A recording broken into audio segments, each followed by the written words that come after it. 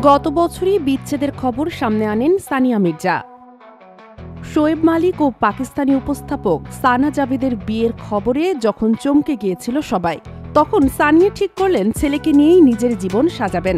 কিন্তু বিচ্ছেদের পর থেকেই একের পর এক গুঞ্জন তাকে ঘিরে। এবার নতুন নাম উঠে এলো আদিল স্বজন। কে এই আদিল স্বজন?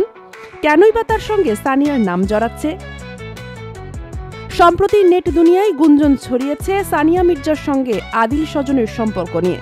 সানিয়া নাকি আদিলকে ইনস্টাগ্রামে ফলো করছেন, আর এখান থেকেই শুরু হয় গুঞ্জন। আদিল দুবাইয়ের একজন ব্যবসায়ী, দানুবে গ্রুপের ম্যানেজার, যার সম্পত্তির পরিমাণ প্রায় ১৬০০ কোটি টাকা। আদিল শুধু ব্যবসায়ী নন, বলিউডের সঙ্গেও তার বেশ ভালো যোগাযোগ রয়েছে। তবে সবচেয়ে বড় চমক, আদিল ইতিমধ্যেই বিবাহিত। তার স্ত্রী সানা স্বজন একজন চিকিৎসক। তাহলে কেন সানিয়ার সঙ্গে তার নাম জড়াচ্ছে? নেটিজেনদের কৌতূহল এখানেই বাড়ছে। এই গুঞ্জন নিয়ে এখনও মুখ খোলেননি সানিয়া মির্জা। অন্যদিকে আদিলও কোনো মন্তব্য করেনি। তবুও সোশ্যাল মিডিয়ায় তাদের সম্পর্ক নিয়ে চর্চা থেমে নেই।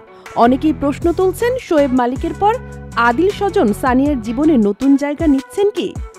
গুঞ্জনের সত্যতা কতটুকু তা সময়ই বলে দেবে। Sheikh Masuma, daily our Bangladesh.